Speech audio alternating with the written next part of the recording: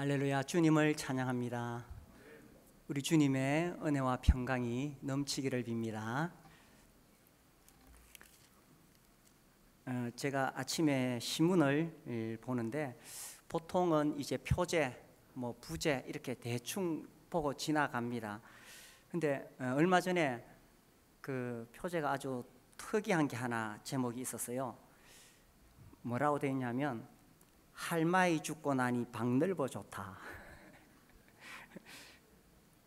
너무 제목이 자극적이잖아요. 그래서 이게 무슨 말인가 읽어봤습니다. 이제 그 중국의 연변과기대 안병열 교수님이 신문에 기고한 글이에요. 그 중에 이제 몇 가지를 제가 좀 추려가지고 읽어드릴게요. 내가 사는 경상도에서 흔히 듣는 말이다. 할마이 죽고 나니 방 넓어 좋다는 말은, 그러나 나는 이 말의 참 뜻을 이해하지 못하였다. 노처를 잃은 노인의 안타까운 푸념이라는 정도로만 이해하였다. 그런데 지금 이 시간 나는 이 말의 깊은 의미를 깨닫고 있다. 나는 할마이가 죽은 건 아니나 지금 척추를 다쳐 꼼짝 못하고 한국의 한 병원에 입원해 있다. 부득이 나 혼자 중국으로 들어왔다. 텅 빈 아파트에 혼자 사노라니 사실 방이 넓기는 넓다. 지난날 아내에게 몹쓸 짓 한 일들이 다 떠오른다. 얼마나 많은 고생을 시켰던가. 그 마음을 얼마나 많이 아프게 하였던가. 죄책감에 가슴이 쓰라린다. 두 손을 허공에다 대고 싹싹 빌어본다. 그래도 자꾸 가슴이 더욱 아려온다. 속죄의 길마저 없는 이 절망 앞에 하염없이 운다. 그러면서 빈다. 이분이 연세가 많으신 분이에요. 그러면서 이제 쭉 이렇게 흘러가는 내용 중에 이렇게 나옵니다. 하나님, 단 하루만이라도 할마이가 걸어 이 방으로 오게 할 수는 없나요? 이 고독이 저를 미치게 합니다. 멍하니 천장만 쳐다봅니다. 이 마지막 소원도 좀 들어주세요. 가슴이 찢어집니다. 하염없이 흘리는 이 눈물을 닦아주소서. 그러면서 이제 마지막에 이렇게 글이 맺어집니다. 할마이 죽어 방 넓어 좋다는 이 역설을 누가 지었을까? 역설로나마 아픔을 달래려는 그 마음 알 것도 같다. 아니, 아는 정도가 아니라 내가 처절히 체험한다. 이 비극이여. 이렇게 글을 맺었습니다. 아마도 이분이 평소에 참 부부애가 좋았던 것 같아요. 그래서 아내를 한국 병원에 눕혀놓고 중국 돌아와서 그 허전한 마음을 이 글로 써서 신문에 기고한 것입니다. 아내는 참 좋죠. 세상에 남자에게 아내보다 더 좋은 사람이 없죠. 세상에서는 요즘 이상하게 이 흐름이 거슬러 올라져 가서 가정을 쉽게 여기고 이혼도 쉽게 하고, 요즘은 또 졸혼이라는 말이 나옵니다. 들어보셨죠? 법적으로는 이혼하지 않고 결혼을 졸업하겠다. 그래서 함께 살긴 사는데 각자 따로 사는 거, 졸혼이라는 말도 나옵니다. 이것이 이제 이 세상의 흐름이고 악한 마귀가 주는 거죠. 하나님은 이 땅에 가정을 세우시고 교회를 세우시고, 이 가정과 교회야말로 하나님께서 가장 귀하게 생각하시는 그런 사랑의 공동체입니다. 저도 벌써 결혼한 지 세월이 많이 흘러가고 있는데, 시간이 지나면 지나갈수록 정말 아내가 소중한 것을 더 느끼게 됩니다. 또 저같이 혼자서 잘하는 일이 없는 사람은 정말 아내가 귀합니다. 저는 혼자 밥도 할 줄 모르고 빨래도 잘 못합니다. 아내가 이런 일들 다 해주지요. 하여튼 저도 아내 없이는 못 살게 됩니다. 운전할 때는 정말 아내가 더 필요합니다. 제가 오른쪽 눈이 안 좋아서 좁은 길을 못 빠져나갑니다. 골목에 들어가면 아내가 옆에서 가르쳐 줍니다. 갈 수 있어요. 갈 수 없어요. 그리고 지금은 우리가 이 내비게이션이 있으니까 길을 찾기가 쉽지만은 예전에는 참 더 어려웠죠. 저는 길치입니다. 음치가 있듯이 길치가 있어요. 여러 번 가봐도 길을 잘 못 찾습니다. 지금도 내비게이션 없으면 꼼짝을 못합니다. 그런데 이제 아내가 옆에서 뭐 이리 가라 저리 가라 가르쳐 줍니다. 가끔씩은 오른쪽으로 좌회전 이래가지고 제가 몹시 당황할 때도 있지만 여러 번 그럽니다. 정말 이 아내는 저에게 소중한 존재이지요. 결혼하고 나서 날 좋았던 때만 있었겠습니까? 수없이 위기를 당하게 되지요. 그런데 저의 경우는 정말 제가 예수 믿고 천국 가는 이 복을 받은 것은 말할 것도 없지만 정말 예수님 믿고 그리스도 안에서 가정을 이룰 수 있다는 것, 이것이 참 말할 수 없이 하나님이 주신 큰 복이라고 여겨집니다. 하나님께서는 정말 우리 인생의 행복을 위해서 가정을 주셨는데, 그런데 그 가정이 천국과 같이 되려면은 하나님의 말씀의 원리대로 해야 되는 거예요. 오늘날 가정이 지옥과 같은 사람들이 생기고 가정을 우습게 여기게 되는데, 왜냐하면 하나님 말씀의 원리대로 하지 않으니까 그런 거예요. 우리가 지금 골로새서를 쭉 읽어가고 있는데, 사실 골로새서는 골로새 교회에 침투한 잘못된 가르침, 그 이단을 경계하기 위해서 기록된 것이거든요. 그러면서 이제 후반부에 가면서 이 사도는 실천적인 것을 이야기하는데, 특별히 이 가정에 대해서 강력하게 이야기합니다. 이 가정이 바르게 서게 될 때에 잘못된 가르침으로부터도 보호를 받을 수가 있다는 것이에요. 그래서 이 가정이 정말 행복한 가정이 되려면 하나님 말씀의 원리 위에 세워져야 된다는 것입니다. 18절 말씀을 보시면은 아내들아 남편에게 복종하라. 이는 뭐라고 되어 있습니까? 주 안에서 마땅하니라. 20절에도 자녀들아 모든 일에 부모에게 순종하라. 이는 뭐라고요? 주 안에서 기쁘게 하는 것이니라. 그래서 가정을 어떻게 세울 수 있느냐? 주 안에서 세우는 것입니다.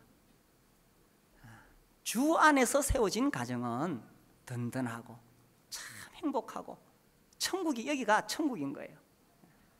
그런데 주 안에서 세워지지 않으면 지옥이 따로 없습니다. 가정이 지옥이 될 수도 있는 거예요.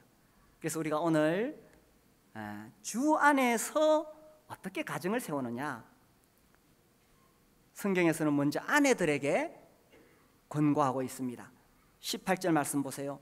아내들아 남편에게 복종하라. 자, 우리가 이 골로새서 말씀은 에베소서와 함께 읽어야 되는데, 에베소서 5장 22절에 보면 이렇게 되어 있습니다. 아내들이여 자기 남편에게 복종하기를 주께 하듯 하라. 이는 남편이 아내의 머리됨이 그리스도께서 교회의 머리됨과 같음이니 그가 바로 몸의 구주시니라. 그러므로 교회가 그리스도에게 하듯 아내들도 범사에 자기 남편에게 어떻게 하라고요? 복종할지니라 하면서 복종이라는 단어를 계속 강조하고 있습니다. 오늘날 현대 여성들이 들으면 도저히 받아들일 수 없는 말씀이지요. 복종이라니, 왜 여자가 남자에게 복종해야 되느냐 하고 당장 반론을 제기할 것입니다. 사실 이 세상은 점점 말세를 향해 가면서 그 말세의 가장 큰 특징 중에 하나가 하나님이 세우신 질서를 거스리는 거예요. 가정에서도 이 질서를 거스리고, 학교에서도, 직장에서도, 나라에서도, 교회에서도 권위를, 질서를 거스리는 것이 이 말세의 큰 특징입니다. 이 남편에게 복종하라는 것은 아내가 남편보다 열등하다든지 부족하기 때문에 복종하라는 뜻이 아닙니다. 하나님이 세우신 질서예요. 이것을 먼저 우리에게 가르치시기 위해서 우리 주님이 본을 보이셨지요. 우리는 성삼위일체라고 배웁니다.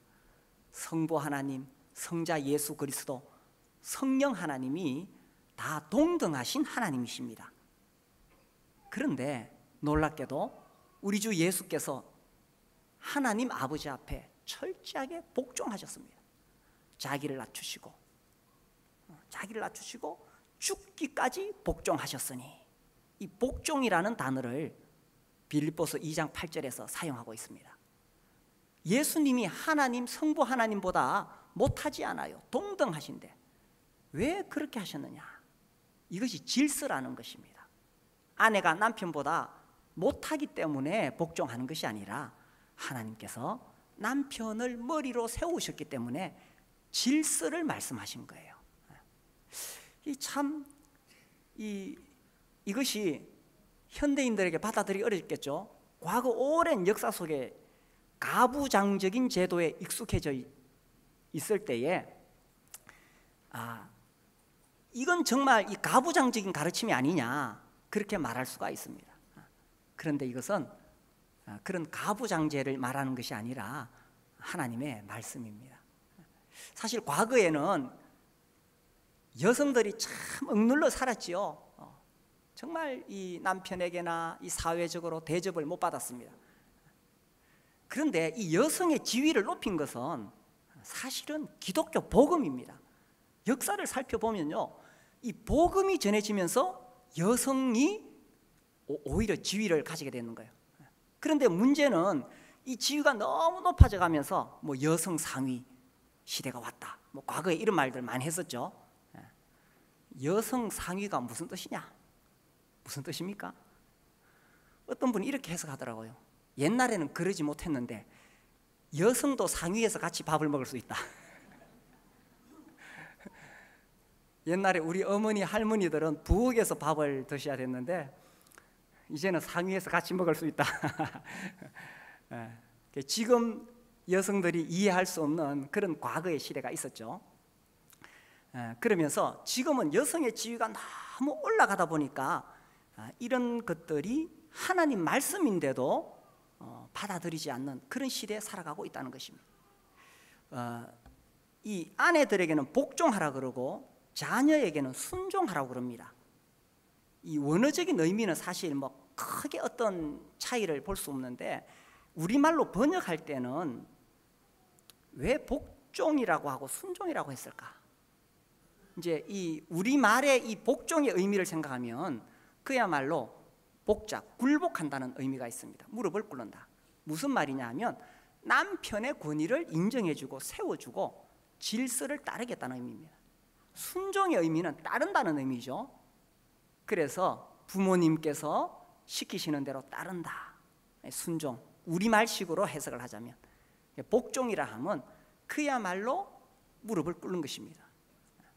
그것은 여성이 남성보다 열등하기 때문이 절대로 아니라는 사실이죠.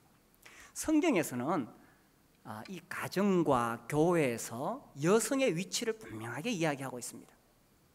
오늘날 이 시대적인 흐름과는 너무나 다릅니다. 고린도전서 11장 말씀을 잠시 볼까요? 고린도 교회를 향해서 사도는 남자와 여자의 역할을 이렇게 가르치고 있습니다. 고린도전서 11장 3절에 보시면 그러나 나는 너희가 알기를 원하노니 각 남자의 머리는 그리스도요 여자의 머리는 남자요 이렇게 되어 있습니다. 이게 오늘날 받아들일 수 있는 것입니까? 성경은 여자의 머리가 남자라고 되어 있습니다. 11장 8절에 보시면 남자가 여자에게서 난 것이 아니요 여자가 남자에게서 났으며, 먼저 아담을 만드시고 하와를 만드셨죠. 그래서 남자에게서 여자가 나왔다 그런 말씀입니다. 9절 또 남자가 여자를 위하여 지음을 받지 아니하고 여자가 남자를 위하여 지음을 받은 것이니. 그렇죠. 처음에 하나님께서 아담을 만드시고 아담의 돕는 배필로 여자를 만드셨다는 거예요.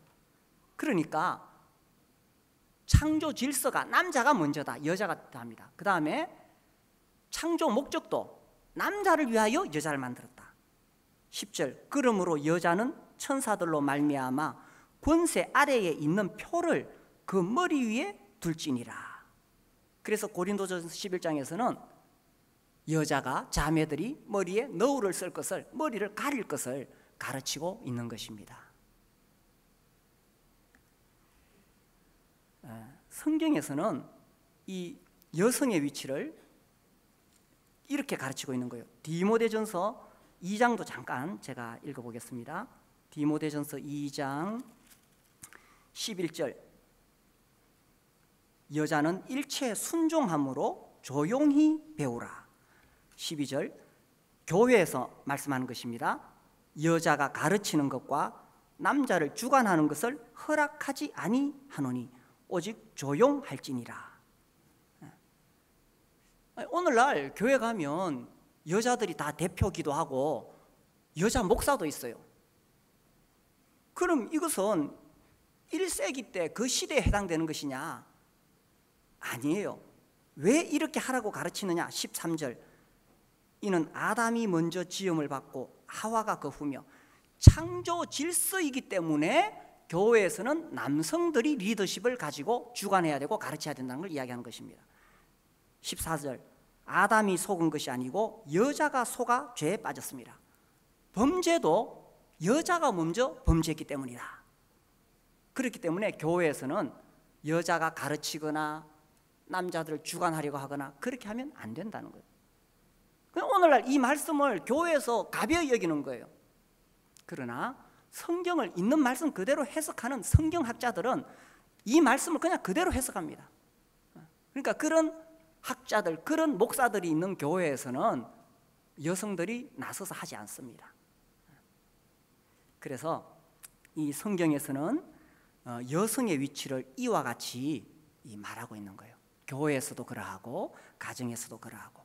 그래서 이 골로새서 3장 18절, 아내들아 남편에게 복종하라고 했을 때 우리 자매님들이 가정에서 남편의 권위를 세워주세요. 하나님 앞에서. 왜? 하나님 말씀이니까. 또 특별히 자녀들 앞에서 그렇게 해야 됩니다. 자녀들 앞에서 아버지의 권위를 세워주는 것은 매우 중요합니다. 진짜 바보같이 어리석은 아내는 자녀들 앞에서 아버지를 무시하는 겁니다. 그래서 이 남편의 권위를 세워줄 때 그것이 주 안에서 가정을 세우는 것이라는 거예요.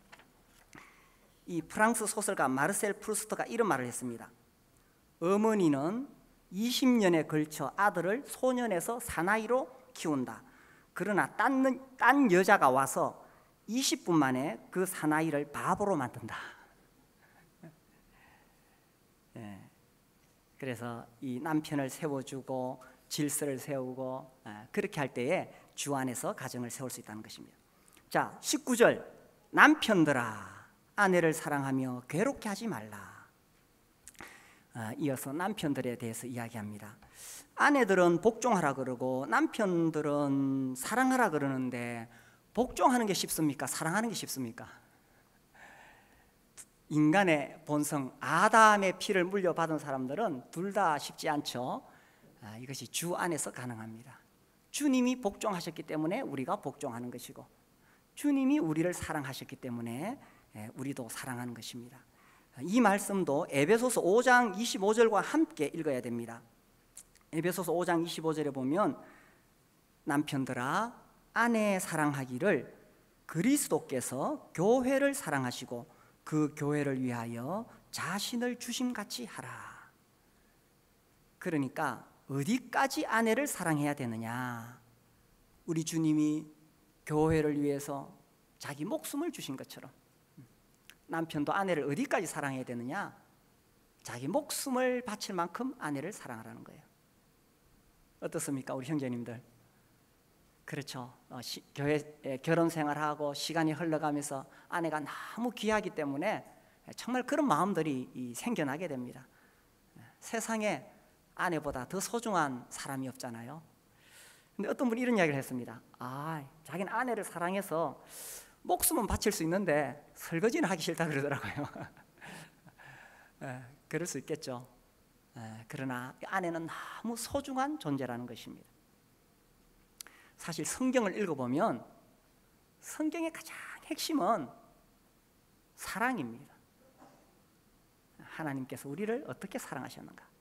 그리고 그 사랑 안에는 뭐가 핵심이 있냐면 용서입니다.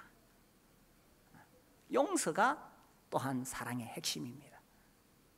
이해되시죠? 우리 하나님께서 우리를 사랑하셨기 때문에 우리를 용서해 주신 거예요. 우리가 매주 떡과 잔 앞에 나옵니다. 거기서 우리가 무엇을 기억합니까? 우리를 구원하신 하나님의 사랑을 기억합니다. 그 하나님의 사랑, 우리를 용서해 주셨다는 거죠. 그래서 떡과 잔 앞에서는 우리가 용서받은 사실을 기억하는 것이고, 우리도 또한 용서하는 것입니다. 우리가 우리에게 죄 지은 자를 사하여 준 것 같이 우리 죄를 사하여 주옵소서. 주님이 기도할 때 그렇게 하라고 가르치시잖아요. 용서하라는 거예요. 그래서 정말 하나님으로부터 용서받은 사람만이, 정말 하나님 나 같은 사람 용서해 주셨는데, 그래서 우리도 용서할 수 있게 되는 겁니다. 여기 남편들아 아내를 사랑하라고 했을 때, 아내들이 비록 부족하고 허물이 많고 그러할지라도 용서하고 사랑하라는 것입니다. 그리고 덧붙여서 괴롭게 하지 말라. 이 남편이 아무래도 이 힘이 있으니까 아내를 괴롭게 할 수가 있겠지요. 그냥 괴롭게 하지 말라는 거예요. 남자들은 좀 그런 성향이 있어요. 자기가 뭔가 이렇게 결정하고, 그래서 아내와 상의 없이 갑자기 막 차를 바꾼다든지 카드를 긁는다든지, 그것이 아내를 괴롭게 한다는 거예요. 특별히 아내를 괴롭게 하는 것, 말을 통해서 우리가 괴롭게 할 수 있죠. 우리가 던지는 말은 사실은 비수입니다. 비수. 정말 깊이 심장에다가 꽂아 넣는 날카로운 칼이죠. 우리나라의 그 아버지 학교, 지금도 계속 하고 있나요? 오래전에 그 아버지 학교 굉장히 우리나라에서 이렇게 많이 했습니다. 깨어진 가정을 회복하기 위해서. 그 아버지 학교를 주관하시는 김성묵 장로님 책에 보면 이런 이야기가 나와요. 자기가 젊은 날에 아내에게 비수를 꽂았다. 자기는 그냥 던진 말인데, 자기가 했던 말, 당신은 내 이상형이 아니야. 그렇게 던졌는데 그 말이 아내의 가슴에 비수처럼 꽂혀 있었다는 거예요. 그리고 또 이런 말도 했대요. 너 만나서 잘 되는 게 없어. 야, 이런 말을 들으면 얼마나 그 아내 가슴이 아프겠어요. 그래서 우리가 남편들이 말로서 아내를 괴롭게 할 수 있다는 겁니다. 그래서 아내를 사랑하며 괴롭게 하지 말라. 자, 이런 가정이 되면은 참 행복한 가정이 되겠지요. 아내는 남편에게 복종하고, 아내들이요 남편을 꺾으려고 그러면 절대 안 됩니다. 세상에 어리석은 것이 그런 여자예요. 남자는 타고나기를 남자이기 때문에 절대로 꺾이지 않습니다. 그래서 남편에게 복종하고 남편의 권위를 세워주고, 그리고 또 남편은 아내를 사랑하고 괴롭게 하지 말고. 특별히 제가 이런 말씀을 드리고 싶어요.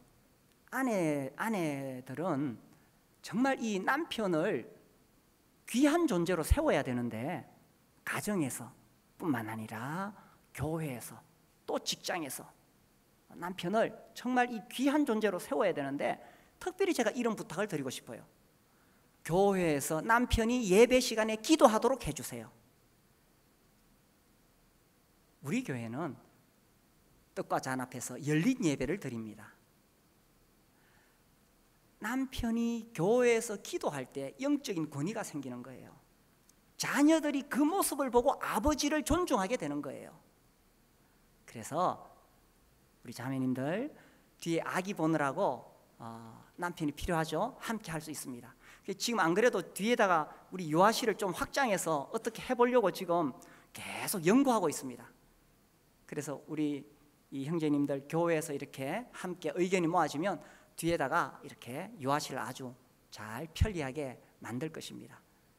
그래서 아빠도 같이 아기를 볼 수 있겠지만, 그러나 기도하도록 그렇게 해줘야 됩니다. 뭐 다른 거 돈 많이 벌어오라, 뭐 누구 집 남편은 뭐 사주던데, 이런 거 가지고 바가지 걸지 말고 나는 당신이 기도할 때가 가장 멋있어요, 이렇게 거룩한 바가지를 걸기 바랍니다.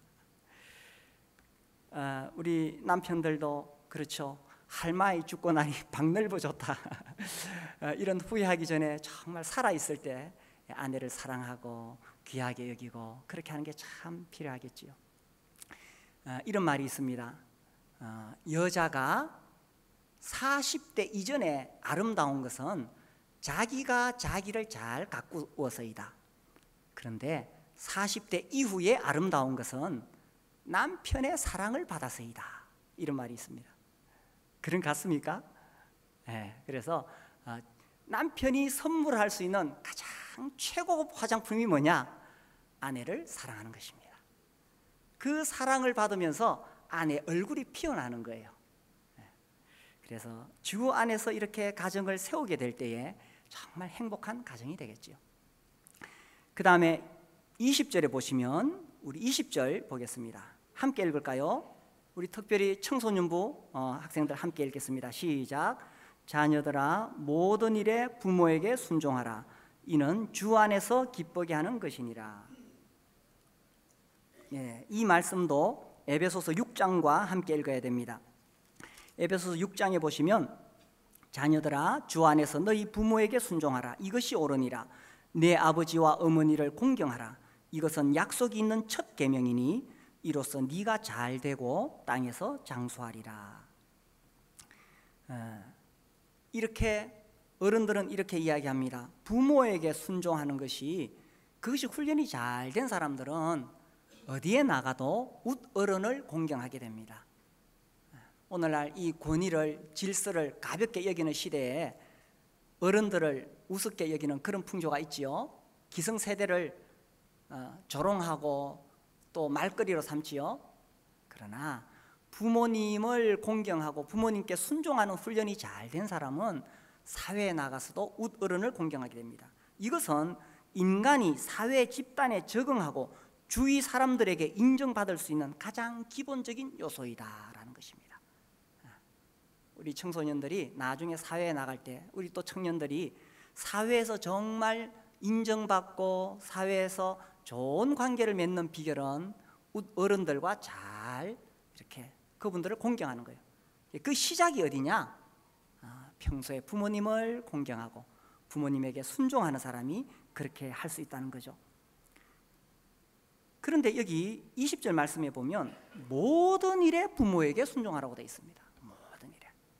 때로는 부모님이 우리 자녀들에게 어떤 요구를 할 때에 그게 정말 싫고 하고 싶지 않을 때도 있어요. 그러나 모든 일이라고 되어 있는 거예요. 우리 청소년들, 자 한번 따라해 보세요. 모든 일에.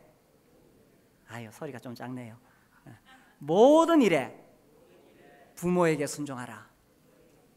그것이 여러분이 복을 받는 비결이라는 것입니다. 유대인들은 이렇게 가르칩니다. 어떤 경우에도 부모님이 말씀하실 때에 화를 내거나 반항해서는 안 된다, 이렇게 가르친다고 합니다. 그런데 실상 전 세계를 움직이는 집단이 누굽니까? 유대인들입니다. 이렇게 철저하게 교육을 받은 그 유대인들이 지금 세계를 움직이고 있다는 사실이에요. 그래서 이 아이들을 가르칠 때 유대인들은 이런 것을 가르칩니다. 예를 들어서 아들이 금화 주머니를 가지고 있다. 근데 그 아버지가 그 금화 주머니를 아들에게서 뺏어서 바다에 던질지라도 화를 내지 말고 토라 말씀, 성경 말씀을 외우며 참아야 된다, 이렇게 가르칩니다. 아니, 눈앞에서 아들이 수천만 원, 금화 한 자루 같으면 뭐 수억 원이 될 수도 있겠지요. 그 수억 원 되는 그 아들 돈자루를 바다에 던지는데 어떻게 화를 안 낼 수가 있겠어요? 그만큼 부모님에게 대해서 철저하게 순종하라는 거예요. 그런 가르침을 받은 그 자녀들이 자라서 지금 전 세계의 정보, 석유, 식량, 정치 움직이는 사람들이 유대인들이잖아요. 딱 한 가지 예외를 듭니다. 아버지가 토라 말씀, 성경 말씀을 해석하다가 잘못 해석했을 때는 그때는 매우 정중하게 아버지, 혹시 이 말씀은 이런 뜻이 아닙니까? 하고 매우 정중하게 말씀드릴 수 있다는 거예요. 이 말은 아무튼 모든 일에 부모에게 순종하라는 것을 가르치고 있다는 것입니다. 그것이 바로 우리 자녀들이 복을 받는 비결이라는 것입니다. 이 극단적인 예가 성경에 나오죠. 아브라함과 이삭의 예입니다. 하나님께서 아브라함에게 네 아들을 번제로 바치라. 그래서 이 100살이 넘은 노인이 그 청소년 힘이 펄펄 끓는 그 아들을 데리고 하나님 앞에 번제를 드리려고 갔어요. 나무를 쌓아놓고 그 아들을 묶을 때에 아버지 지금 뭐 하십니까? 왜 나를 묶어요? 뭐 우리식으로 표현하자. 아버지 지금 무슨 짓입니까? 이렇게 했어요. 그런데 아버지가 아들을 그 늙은 아버지가, 그 노인이 100살이 넘은 노인이 힘이 펄펄한 우리 청소년 청년과 같은 아들을 이 끈으로 묶을 때 이삭이 그대로 순종했어요. 아버지가 칼을 들어서 아들의 목을 치려고 할 때에 이삭이 가만히 순종했어요. 너무 극단적인 예가 될지 모르겠지만 성경에서는 이것이 순종이라고 가르치고 있다는 것이에요. 물론 아버지가 예수를 믿지 말라고 하나님 말씀을 거스르는 그런 명령을 한다면 우리가 거부할 수 있겠지만 성경에서는 모든 일에 부모에게 순종하라 이렇게 가르칩니다. 이것이 주 안에서 기쁘게 하는 것입니다. 주님이 그 모습을 보고 기쁘니까 그 자식들에게 복을 주시고 그렇게 되는 거예요. 우리 청소년들이 부모님에게 순종해서 이런 놀라운 주님의 복을 받을 수 있기를 바랍니다. 그리고 21절에 아비들아 너희 자녀를 노엽게 하지 말지니 낙심할까 함이라. 이 말씀 또 에베소서 6장과 같이 읽어야 되겠죠. 6장 4절에 또 아비들아 너희 자녀를 노엽게 하지 말고 오직 주의 교훈과 훈계로 양육하라. 왜 어미들아 어머니들아 이렇게 안 돼 있을까요? 이 어머니는 그래도 여성이니까 자녀하고 좀 이렇게 다툼이 있어도 해결이 돼요. 근데 아버지는 남자니까 특히 자녀들이 어렸을 때에 아버지가 무력으로 확 누르면 어린 자녀 마음속에 상처가 남을 수 있다는 거예요. 그래서 여기 아비들아 이렇게 말씀하고 있다는 사실입니다. 그래서 아버지가 이 어린 자녀를 힘으로 누르거나 강압을 행사하지 말라 하는 것입니다. 한편 또 이 시대에는 이 아버지들이 너무 자식에게 노예처럼 끌려다니는 걸 봐요. 그렇게 해서도 안 되겠죠. 아버지는 아버지의 권위를 분명히 가지고 있어야 됩니다. 유대인 교육은 참 특이한 게 많아요. 거기는 아버지하고 아들하고 목욕탕에 가지 않도록 가르칩니다. 우리나라는 아버지가 아들을 목욕탕에 데려가는 게 아주 자랑스러운 거죠. 나도 아들이 있다 이거죠. 근데 유대인들은 그렇게 하지 못하게 합니다. 아버지의 벌거벗은 모습을 보여주면 안 되는 거예요. 아버지는 아버지로서 계속 존중받아야 되니까 아버지가 앉는 자리에 아들이 앉지 않도록 가르칩니다. 그래서 아버지가 아들을, 특히 어린 아들을 그렇게 무력으로 누를 때에 상처를 받을 수 있다는 거죠. 그렇게 되면 낙심할까 함이라. 그래서 정말 우리 아버지가 자녀들을 잘 사랑하고 보살필 때에 그들을 노엽게 하지 않는 이것이 이 지혜라고 말씀이 가르치고 있습니다. 그래서 아무튼 이 아버지는 가장으로서의 그런 권위를 가지고 있어야 됩니다. 이것은 어떤 가부장적인 어떤 그런 권위를 이야기하는 것이 아닙니다. 성경에서 말씀하는 영적인 권위를 이야기하는 거예요. 성경은 권위와 질서를 매우 중요하게 생각합니다. 아니 아담이 그 선악과 한 개 따먹은 거 그게 무슨 큰 죄가 되어서 전 인류가 지옥에 가야 됩니까? 아니 선악과 그 한 개 따먹은 게 뭐 대단하다고. 왜 그게 큰 죄가 됩니까? 하나님의 권위에 도전했기 때문에 그런 거예요. 그래서 이 권위와 질서는 매우 중요하고 아버지도 아버지로서의 영적인 권위를 가져야 되고 특별히 어머니가 그런 권위를 세워줘야 되고 자녀들도 순종해야 되고 이것이 주 안에서 가정을 세우는 것입니다. 아내가 너무 사랑스럽고 좋아서 주님보다 좋아서는 안 되겠죠. 자식이 너무 귀해서 주님보다 더 좋아서는 안 되겠죠. 엘리 제사장이 그 아들들이 잘못한다는 이야기를 들었어요. 그 재물을 중간에서 바꾸치기 하고 심지어 음행을 하고 아들을 불러다가 뭐라 그랬습니까? 내게 들리는 소문이 좋지 않다. 아들들아 그리 말라. 그 정도로 끝낼 문제입니까? 내 아들 하든지 안 하든지 정말 죽고 사는 생사결단을 해야 되는 문제가 아닙니까? 그런데 엘리에게는 하나님보다 자식이 귀했기 때문에 나중에 사무엘이 분명하게 그 문제를 짚고 넘어가는 것입니다. 아무리 아내가 귀해도, 아무리 자식이 귀해도 주님이 우선순위가 될 때에 그런 가정이 주 안에서 세워지는 것이고, 그런 가정에 하나님의 행복이 넘치는 것입니다. 우리 남편들이 영적인 분별력을 분명하게 가지고 아내 말을 잘 들어야 돼요. 잘 들어야 됩니다. 그러나 영적인 문제에 있어서는 아버지가 분명한 분별력을 가지고 있어야 된다는 것입니다. 이번에 제가 책을 소개했지요. 예쁜 엄마, 세상에서 제일 예쁜 엄마, 그 책을 소개했어요. 우리 자매님들 다 보시고 우리 형제님들도 보시면 좋겠어요. 나는 아직 애기 없는데 그래도 보시면 참 도움이 되겠어요. 이 책을 지은 애기 엄마는 7살 된 연년생을 키웁니다. 무슨 건축 연구소 대표로서 자기 사업을 해요.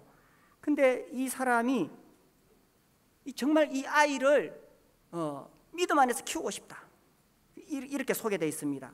유아기부터 시작되는 세상의 거센 사교육 열풍에 맞서 모든 것을 하나님께 묻고 말씀과 기도와 책 육아로 키우겠다, 이렇게 합니다. 그래서 지금요 우리 교회도 이제 어린 자녀들이 많이 있는데 막 이렇게 이야기가 들리죠. 어린 아이들 어떻게 키워야 된다. 유아기 때부터 사교육 열풍이 우리나라에 불고 있습니다. 진짜 좋은 책입니다. 이 책을 보세요. 어떻게 말씀과 기도로 그런 사교육 열풍에 맞춰서 하나님의 자녀로 키울 거냐. 이 7살 된 이 연년생을 키우는데 이 애기 엄마가 13,000권 책을 읽혀줬대요.